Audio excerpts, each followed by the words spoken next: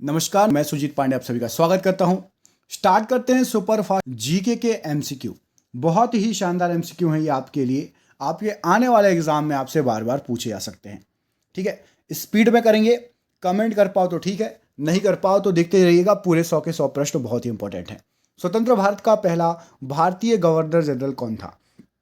तो स्वतंत्र भारत का सबसे पहला भारतीय गवर्नर जनरल, यहां पर सही आंसर हो जाएगा सी राजगोपालाचारी। ऑप्शन नंबर डी इस प्रश्न के लिए सही आंसर हो जाएगा। प्रश्न 2, भारत के प्रथम उप प्रधानमंत्री कौन बने थे? तो भारत के सबसे पहले उप प्रधानमंत्री, यहां पर जो ऑप्शंस दिए गए हैं उसमें से सही आंसर क्या हो जाएगा? सरदार वल्लभ भाई पटेल। ऑप्शन नंबर सी सरदार वल्लभ भाई पटेल बिल्कुल सही आंसर हो जाएगा। आप ए बी सी लिखते जाना, ठीक है। ए बी सी डी लिखने में आपको देर नहीं लगेगी। क्वेश्चन बोलता हूं, तुरंत आंसर देने की कोशिश करिए। ए बी सी डी लिखना है, ठीक है। क्वेश्चन नंबर 3, वर्ष 1906 में स्वराज शब्द का प्रयोग करने वाला प्रथम भारतीय व्यक्ति कौन था? तो सबसे पहले स्वराज शब्द का प्रयोग किया गया था दादा भाई नौरोजी द्वारा। ऑप्शन नंबर डी दादा भाई नौरोजी इस प्रश्न के लिए सही आंसर हो जाएगा। क्वेश्चन नंबर 4 देख लीजिए, सियाचिन जाने वाला पहला भारतीय प्रधानमंत्री कौन था? तो सियाचिन जाने वाला, यहां पर जो ऑप्शन दिए गए सबसे पहले प्रधानमंत्री थे उनका नाम है Manmohan Singh. Option number C यहां पर मनमोहन सिंह बिल्कुल सही आंसर हो जाएगा। प्रश्न 5, भारत का पहला फील्ड मार्शल कौन था? तो भारत का सबसे पहला फील्ड मार्शल, यहां पर सही आंसर हो जाएगा HSF J Manek Shah. Option number A यहां पर सही आंसर हो जाएगा, मानेक शाह जी सही आंसर हो जाएगा। सबसे पहले भारत के फील्ड मार्शल। क्वेश्चन नंबर 6 देखिए, पहला भारतीय कमांडर इन चीफ कौन था? सबसे पहले भारतीय कमांडर इन चीफ, यहां पर सही आंसर हो जाएगा general KM Cariappa. Option number B general KM Cariappa right answer है इस प्रश्न के लिए। अगले प्रश्न पर बढ़ते हैं। ये रहा आपकी स्क्रीन पर, निम्नलिखित में से किसे भारत का प्रथम चीफ ऑफ डिफेंस स्टाफ बनाया गया?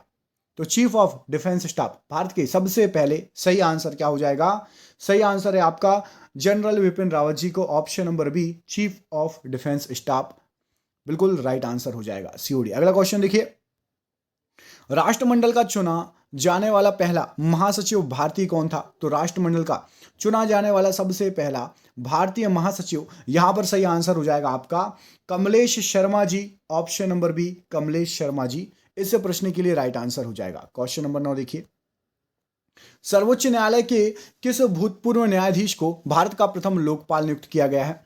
तो सर्वोच्च न्यायालय के सबसे पहले भूतपूर्व न्यायाधीश, यहां पर सही आंसर हो जाएगा, जिसका भारत को प्रथम लोकपाल नियुक्त किया गया है, उनका नाम क्या है? उनका नाम है आपका Pinaki Chandra Ghosh. Option number B यहां पर इस प्रश्न के लिए राइट आंसर हो जाएगा पिनाकी चंद्र घोष। अगला प्रश्न देखिए, सुमेलित कीजिए भारत में प्रथम कौन कौन है?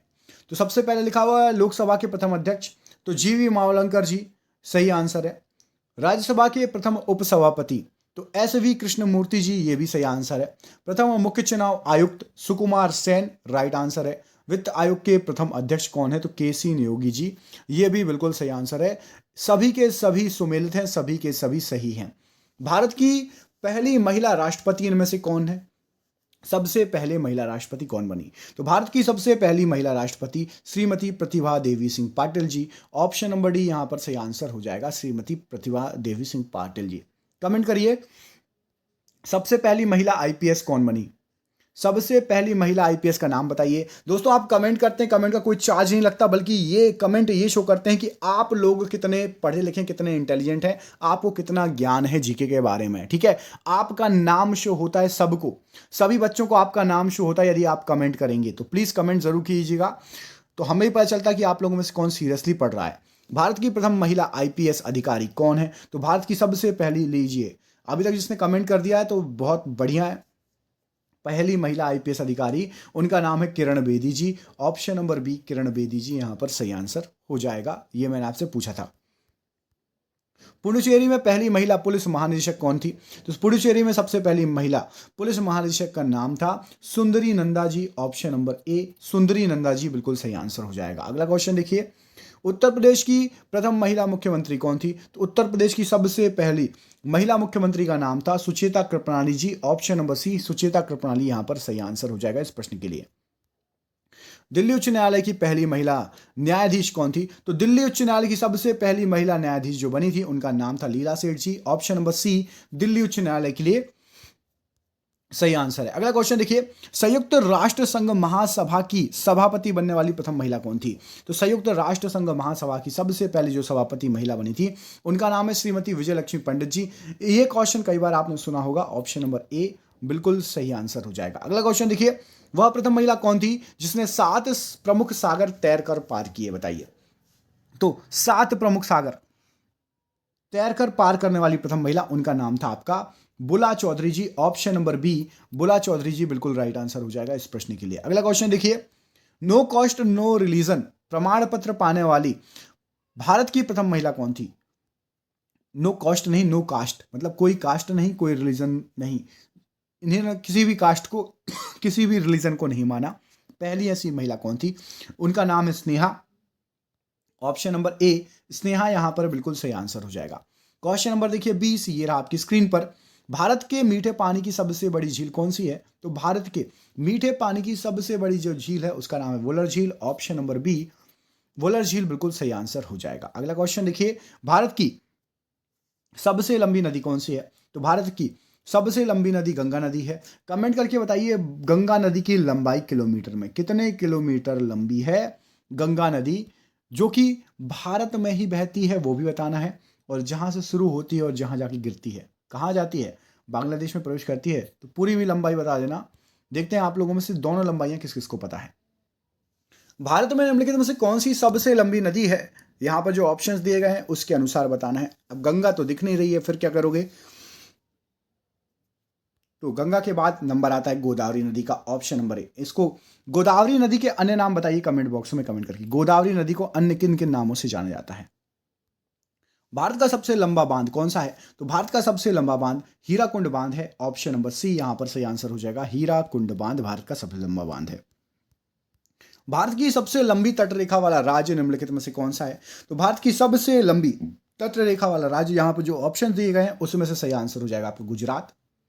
ऑप्शन नंबर बी गुजरात बिल्कुल सही आंसर हो जाएगा। कमेंट करके सबसे छोटी तटरेखा वाला, सबसे छोटी तटरेखा किस राज्य की है, कमेंट बॉक्स में कमेंट करके बताइएगा। अगला क्वेश्चन देखिए, भारत की सबसे लंबी दूरी की रेलगाड़ी किन 2 स्टेशनों के बीच में चलती है? तो सबसे लंबी दूरी की रेलगाड़ी जो चलती है वो चलती है डिब्रूगढ़ से कन्याकुमारी तक। यहां से ऐसे आके यहां तक नीचे तक चलती है। डिब्रूगढ़ किस राज्य में पड़ता है? कमेंट बॉक्स में कमेंट करके बताइए।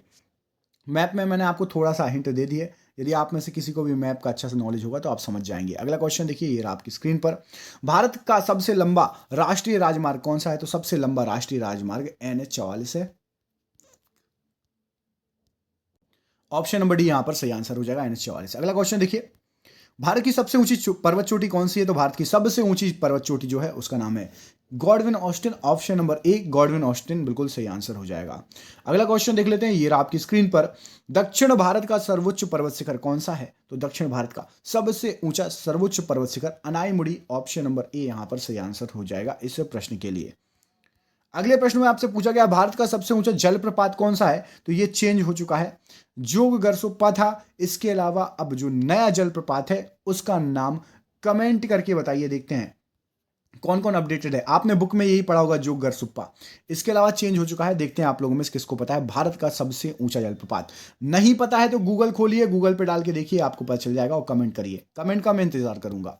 अगले प्रश्न पर बढ़ते हैं। अगले प्रश्न में आपसे पूछा गया है, ये देखिए, अरे चलिए एक काम करिए, मैं बता ही देता हूं आपको। ये देखिए, कुचिकल जलप्रपात भारत का सबसे ऊंचा जलप्रपात है। ये 1493 फीट ऊंचा है और यह एशिया का दूसरा सबसे बड़ा जलप्रपात है, जो कि कर्नाटक में शिमोगा जिले में स्थित है। कुचिकल जलप्रपात याद रखना, ठीक है, कुचिकल। अगला क्वेश्चन देखिए, भारत के राष्ट्रीय गीत के रचयिता कौन है? तो भारत के राष्ट्रीय गीत के रचयिता, यहां पर सही आंसर हो जाएगा आपका, गीत लिखा है चटर्जी साहब ने और गान लिखा है टैगोर साहब ने। याद रखना, टैगोर साहब ने भारत के अलावा और किस देश का राष्ट्रीय गान लिखा है? बताइए, राष्ट्रगान भारत के अलावा और किस देश का लिखा है? रविन्द्रनाथ टैगोर जी ने। अगला क्वेश्चन देखिए, स्वतंत्र भारत के राष्ट्रीय ध्वज का डिजाइन निम्नलिखित में से किसने बनाया था? तो स्वतंत्र भारत के राष्ट्रीय ध्वज का डिजाइन बनाने का श्रेय जाता है पिंगली वेंकैया जी को। ऑप्शन नंबर डी यहां पर सही आंसर हो जाएगा, पिंगली वेंकैया जी। अगला क्वेश्चन देखिए, भारत के राष्ट्रीय ध्वज की लंबाई चौड़ाई का अनुपात क्या है? तो भारत के राष्ट्रीय ध्वज के लंबाई चौड़ाई का अनुपात क्या है? 3:2 है, ठीक है। ठीक है।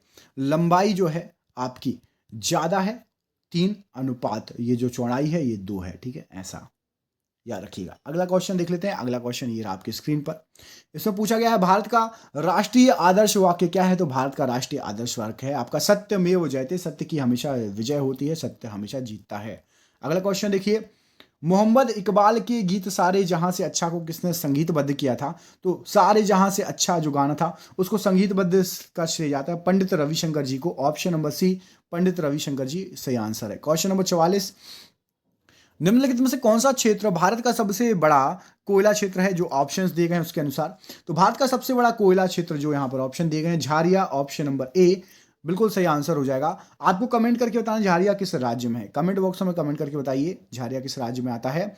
भारत का सबसे बड़ा सभा भवन सठ मुखानंद हॉल कहां पर स्थित है। तो सठ मुखानंद हॉल जो है वो स्थित है आपका ऑप्शन नंबर मुंबई में, बी बिल्कुल सही आंसर हो जाएगा, मुंबई याद रखिएगा, ठीक है। अगला क्वेश्चन देखिए, किस भारतीय राज्य में गमछा एक सांस्कृतिक प्रतीक है। तो गमछा जो है असम का एक सांस्कृतिक प्रतीक है। ऑप्शन नंबर सी असम बिल्कुल सही आंसर हो जाएगा। यूपी बिहार वाले भी गमछा डालते हैं लेकिन असमिया गमछा जो है ज्यादा फेमस है, सांस्कृतिक प्रतीक है वहां का, ठीक है। क्वेश्चन नंबर 47 देखिए, किस महल को डच पैलेस के रूप में जाना जाने लगा है। तो डच पैलेस के रूप में जाना जाता है मट्टनचेरी महल को। ऑप्शन नंबर सी मट्टनचेरी महल बिल्कुल सही आंसर हो जाएगा। क्वेश्चन नंबर 48 देखिए, भारत में प्रथम योग विश्वविद्यालय की स्थापना कहां पर हुई है। तो भारत में सबसे पहला जो योग विश्वविद्यालय बना है वो बना है मुंगेर में। ऑप्शन नंबर सी मुंगेर इस प्रश्न के लिए राइट आंसर हो जाएगा। अगला क्वेश्चन बढ़ते हैं, ये रहा आपकी स्क्रीन पर। हाँ, तो ये क्वेश्चन ऊपर नीचे हो गए, कोई दिक्कत नहीं, नंबरिंग ठीक है। वो 47 था, ये 48वां क्वेश्चन है। भारत का सबसे बड़ा गिरजाघर सेंट कैथेड्रल किस राज्य में अवस्थित है। तो सेंट कैथेड्रल जो है वो आपका यहाँ पर सही आंसर हो जाएगा, गोवा में स्थित है। ऑप्शन नंबर ए, ये सबसे बड़ा गिरजाघर है। और सबसे पुराना गिरजाघर कहाँ स्थित है ये कमेंट करके बताइए यदि आप लोगों को पता है, ठीक है। 48 को 2 क्वेश्चन और करा देता हूँ आपके। निम्नलिखित में से कौन सा भारत का सबसे बड़ा नदी द्वीप है। सबसे बड़ा नदी द्वीप भारत का क्या, विश्व का माजुली, ऑप्शन नंबर ए। और ये रहा आपका आज का आखिरी क्वेश्चन, सबसे बसा हुआ नदी द्वीप कौन सा है। सबसे बसा हुआ नदी द्वीप आपका ब्रह्मपुत्र नदी पर माजुली द्वीप है, ऑप्शन नंबर सी। और ये रहा आपके लिए एक सरप्राइज क्वेश्चन, किस स्थान पर विवेकानंद स्मारक स्थित है। इस प्रश्न का आंसर कमेंट बॉक्स में कमेंट करके बताइए, किस स्थान पर विवेकानंद स्मारक स्थित है। कमेंट बॉक्स में कमेंट करके जरूर इस प्रश्न का आंसर दीजिएगा। बहुत बहुत धन्यवाद दोस्तों आपका वीडियो देखने के लिए। आपका दिन शुभ हो, बहुत बहुत धन्यवाद।